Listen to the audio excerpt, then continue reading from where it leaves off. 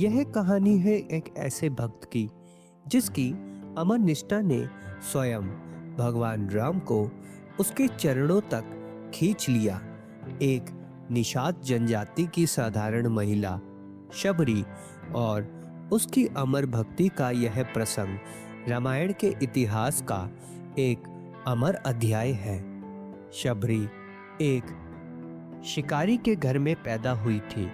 विवाह के एक दिन पहले जब उसने देखा कि विवाह भोज के लिए हजारों बकरे बलि चढ़ाए जा रहे हैं, तब उसका मन दुख से भर गया।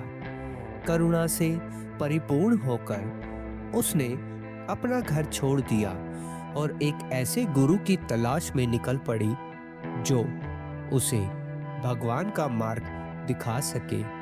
कई योगियों और गुरुओं ने उसे उसकी जाति और साधारण स्थिति के कारण ठुकरा दिया, लेकिन श्रीमुख पर्वत के पास उसका मिलन हुआ मतंग ऋषि से। उन्होंने शबरी को अपना शिष्य बनाया और उसे भक्ति का रहस्य समझाया। मतंग ऋषि के अंतिम समय में शबरी ने उन्हें स्नेह और श्रद्धा से एक सेवा की। विदा से पहले ऋषि ने शबरी को आशीर्वाद दिया, एक दिन भगवान राम तुमसे इस आश्रम में मिलने आएंगे और तुम्हें दर्शन देंगे।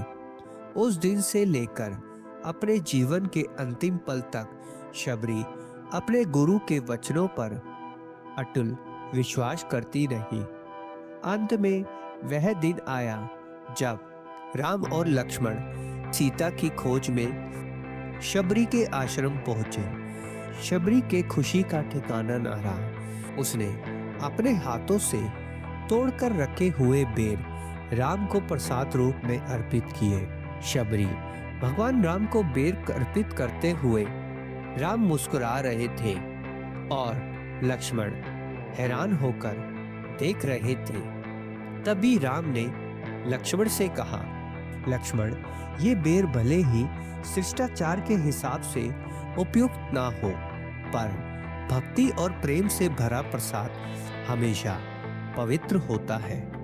शबरी ने राम को सुग्रीव के साथ मित्रता करने पर सुझाव दिया और उनकी आग्रह में यात्रा का मार्ग सशक्त किया। अपनी भक्ति की सिद्धि पर शबरी ने योगाग्नि में ध्यान लगाकर अपने शरीर का त्याग दिया और अपने गुरु के पास चली गई। शबरी की कहानी एक संदेश है। भगवान के लिए ना ही धन की आवश्यकता होती है, ना सामाजिक स्थिति की। जो महत्वपूर्ण है वह है एक निर्मल हृदय और निष्कलंक भक्ति। तो मित्रों, बोलो जय श्री राम।